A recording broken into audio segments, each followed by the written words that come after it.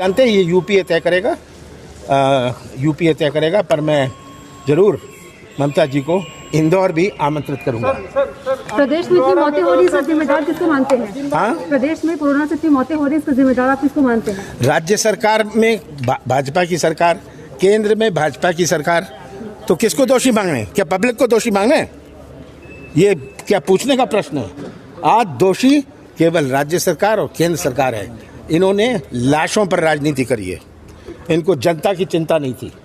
Sir आपने छिंदवाड़ा में, ग्वालियर में, मालनपुर के, मैं जहां मेरे से हो रहा है, मैं प्रदेश की हर जगह जनता की सेवा करने का प्रयास कर रहा हूं। इंजेक्शन की मैंने बात करी, बड़ी बड़ी कंपनियों से बात करी कि आप मध्य प्रदेश का कोटा बढ़ाइए। मैंने बात करी कि ऑक्सीजन पहुंचाएं, और जहां जहां मुझे खबर आती है, मुझे तो दिन भर तो यही काम मैं करता हूं। सर अभी कोरोना काल है, कांग्रेस के कई नेता सड़कों पर नजर आ रहे हैं और आज हिंसा को लेकर, बंगाल की हिंसा को लेकर देश भर में, इंदौर में भी भारतीय जनता पार्टी धरना दे रही है। किस तरीके से देखते हैं? भारतीय जनता पार्टी केवल राजनीति, और जो मैंने अभी सुनी है, मैंने सब विधायकों से, अपने अध्यक्षों से चर्चा करी है कि किस प्रकार प्रशासन भी इस राजनीति पर उतर आई है। रेमडेसिविर पर भाजपा के कार्यकर्ताओं को, भाजपा के नेताओं को बांटा जा रहा है, जो ब्लैक में बेच रहे हैं, ये भी उन्होंने व्यापार बना लिया। ये हालत है। क्या ये बात आप सबसे पूरे मीडिया से छिपी है? ये बात आप सबको एहसास करनी है कि यही समय है, यही मौका है। पूरे देश के मीडिया को, अंतर्राष्ट्रीय मीडिया सब दिखा रहा है, पर हमारे देश का मीडिया जनता के साथ नहीं खड़ा। मुझे ये कहते हुए बहुत दुख है। मध्य प्रदेश में 45 प्लस 45 साल से ज्यादा उम्र के हमारे जो भाई बहन थे, उनके टीकाकरण का अभियान जारी है। लगभग 82 लाख लोगों को टीका लगाए जा चुके हैं। वो टीकाकरण का अभियान लगातार जारी रहेगा। हमारी कोशिश है कि हम जल्दी से जल्दी हमारी पूरी पॉपुलेशन को हम कवर कर लें। वैक्सीनेशन अगर हो जाएगा तो ये मैं नहीं कहता, तथ्य कहते हैं, वैज्ञानिक कहते हैं, अनुभव कहते हैं कि फिर या तो हमको कोरोना होगा नहीं, और अगर किसी को हुआ भी तो रोग प्रतिरोधक क्षमता इतनी होगी कि वो उनका कुछ बिगाड़ नहीं पाएगा, छू के निकल जाएगा। एक नहीं, अनेकों देशों का अनुभव ये बताता है। और इसलिए हम पूरी तरह से आश्वस्त हैं कि वैक्सीनेशन अगर हमने करा लिया तो इस संकट से बचने का एक प्रभावी हथियार हमारे पास हो गया। और इसलिए आज से हमने हमारे युवा बेटे बेटियों का, 18 साल से ज्यादा जिनकी उम्र है, 18 से 44, उनके वैक्सीनेशन का अभियान प्रारंभ हुआ है। आज एक जिले में एक सत्र हुआ है, कल से इन सत्रों की संख्या बढ़ेगी। लगातार हम सत्र भी बढ़ाते जाएंगे, संख्या भी बढ़ाते जाएंगे। मध्य प्रदेश में एक अनुमान है कि हमको लगभग 5 करोड़ 16 लाख डोजेज की जरूरत पड़ेगी। हमने कंपनियों को 5 करोड़ 16 लाख डोजेज के ऑर्डर दिए हुए हैं। इस महीने हम 9 लाख लोगों को वैक्सीन लगाएंगे, जितना क्योंकि मैं लगातार कंपनियों के संपर्क में हूं, और हम लोग कोशिश कर रहे हैं कि जल्दी से जल्दी हमको ज्यादा से ज्यादा वैक्सीन मिल जाए तो हम तेजी से अपने बच्चों को वैक्सीन लगा पाए। अब तक जो मेरे पास जानकारी है, कंपनियों से जो चर्चा हुई है, बातचीत हुई है, हमने अति आग्रह किया है, तो हमको 9 लाख डोजेज तो इस महीने में मिलना सुनिश्चित है। तो 1.5 लाख डोजेज तो हम लगा देंगे 15 मई तक, और बाकी 9 लाख तक हम पहुंच जाएंगे 15 से लेकर 30 मई के बीच में। तब तक हमारी कोशिश जारी रहेगी कि और डोजेज हमको प्राप्त हो, लगातार प्राप्त होंगे, निरंतर प्राप्त होंगे, वो हम प्राप्त करते रहेंगे और अपने बच्चों को ये डोजेज वैक्सीन के देते रहेंगे ताकि वो सुरक्षित रह सके। हम ये भी कोशिश कर रहे हैं कि जो 2 कंपनियां हैं जिनको हमने ऑर्डर दिए हैं, उनके अतिरिक्त भी भारत सरकार के सहयोग से अगर विदेशी कंपनियों से भी हम चर्चा कर रहे हैं, अगर उनसे भी डोजेज हमको मिल पाए उपयुक्त वैक्सीन के, तो वो डोजेज भी प्राप्त करके हम अपने बच्चों को लगाएंगे। हमारी कोशिश रहेगी कि जल्दी से जल्दी अपने बच्चों को वैक्सीन का सुरक्षा चक्र हम उपलब्ध करा दें।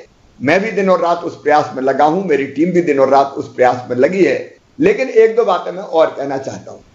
नंबर 1, वैक्सीन हमने लगवा ली तो केवल 1 डोज नहीं, 4 से 6 हफ्ते के बीच में दूसरे डोज की भी आवश्यकता है। उसकी जानकारी भी, उसकी सूचना भी आपको दी जाएगी। तो जब दूसरा डोज लगने का नंबर आए तब कोई लापरवाही ना करे, नंबर 1। नंबर 2, आज आपके माध्यम से मैं कहना चाहता हूं, वैक्सीन लगवाने के लिए भीड़ इकट्ठी करने की जरूरत नहीं है। सबको लगेगा मेरे बेटा बेटियों, कोई को हम नहीं छोड़ेंगे, सबको लगेगा, निःशुल्क लगेगा। जो भी लागत आएगी मध्य प्रदेश सरकार अपने खजाने से उन कंपनियों को पैसा देगी। वो हमने ऑर्डर प्लेस भी कर दिया है, पैसा देना शुरू कर दिया है, तो सबको निःशुल्क लगेगा। लेकिन वैक्सीन लगवाने हम तभी आए जब हमें बुलाया जाए। पोर्टल पे हम रजिस्ट्रेशन करवाते हैं और उसके बाद जैसे ही हमारा नंबर आता है हम आए और वैक्सीनेशन सेंटर पे, क्योंकि हमने तय किया अस्पताल में नहीं लगवाएंगे। इस समय अस्पताल में लगाना तो खतरे से खाली नहीं है, स्वास्थ्य कर्मियों को भी दिक्कत होती है, और इसलिए हमने तय किया कि स्कूल में, कॉलेज में और किसी भवन में वहां हम वैक्सीन के सेंटर बना रहे हैं। तो वहां आना है, लेकिन सोशल डिस्टेंसिंग का पालन करना है, मास्क लगा के आना है, पर्याप्त सावधानी रखना है। तो वो सावधानी जरूर रखना है, कोई हड़बड़ की जरूरत नहीं है, सबको लगेगी। लेकिन वैक्सीनेशन के बाद भी मास्क लगाना है और सोशल डिस्टेंसिंग बनाना है। दूसरा डोज भी हमको लगवाने का ध्यान रखना है। और आप ये मत समझना कि वैक्सीन लग गई तो हम अब पहलवान हो गए, अब हमें कुछ हो ही नहीं सकता। वैक्सीन के बाद भी मैंने बताया कि हो सकता है, और इसलिए सावधानी पूरी रखनी है, मास्क, डिस्टेंसिंग, बार बार हाथ धोना। और एक बात और, इसका कोई साइड इफेक्ट नहीं है।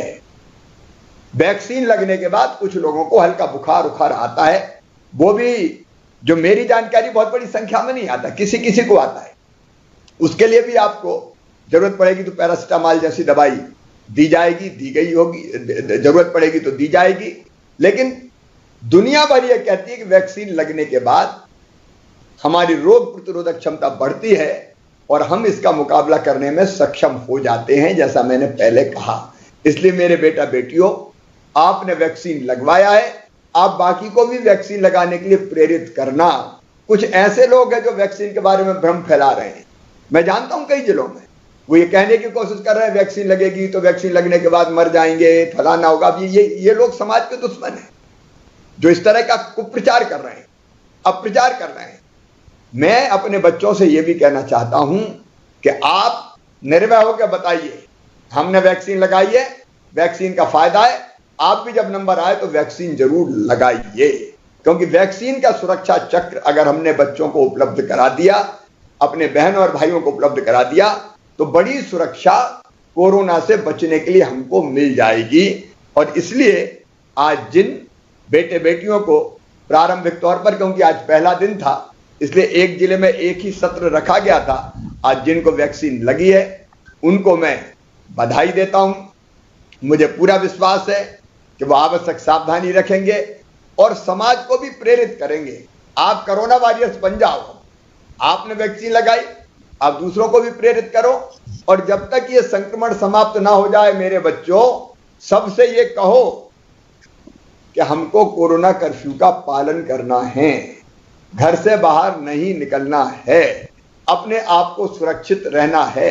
प्रारंभिक लक्षण अगर आ जाए तो फिर तत्काल बताना है, छुपाना नहीं है, नहीं घर में ही बैठे रह के सर्दी खांसी है कुछ नहीं होगा, तत्काल बताना है। मेडिकल किट जो दिया जा रहा है उसकी दवाई लेना है। यह भी जागरूकता आपको फैलानी पड़ेगी और यह जागरूकता भी आप पूरे समाज में पैदा करने की कोशिश करें कि सावधान रहिए, कोई अभी शादी नहीं, विवाह नहीं, आयोजन नहीं, उत्सव नहीं। कोरोना ऐसा युद्ध है कि जिससे घर में रह के लड़ा जा सकता है, बाहर निकल के नहीं लड़ा जा सकता। और इसलिए मेरे प्रिय बेटा बेटियों, आपको बधाई, साथ में यह आह्वान भी कि आओ मेरे बच्चों, हम सब मिलकर इस कोरोना से लड़ें। अकेली सरकार नहीं लड़ सकती, अकेला प्रशासन नहीं लड़ सकता, पूरा समाज उठ के खड़ा हो जाए इस महामारी के खिलाफ और जागरूकता पैदा करके हम इस महामारी का मुकाबला करते हुए इसको समाप्त करें। किल कोरोना अभियान में गांव-गांव में सर्वे करके जहां कोरोना वहीं दबोचेंगे उसको, वहीं कंटेन करेंगे, वहीं इलाज करेंगे और वहीं खत्म करेंगे उसको। हम जीतेंगे, मानवता जीतेगी और कोरोना हारेगा। मेरे सभी बच्चों को एक बार फिर बहुत बहुत शुभकामनाएं। सागर से शीतल शीतल, नमस्ते। आपको नमस्ते बेटी, ये आपको वैक्सीन लग गई? जी सर। अभी कोई साइड इफेक्ट तो नहीं है उसका? नहीं, कोई साइड इफेक्ट नहीं है। कोई परेशानी तो नहीं हुई? नहीं सर, कोई परेशानी नहीं है। अच्छा, आपको वैक्सीन के बाद ये कहा गया था कि 30 मिनट ऑब्जर्वेशन में रखना है, यहीं पे बैठो?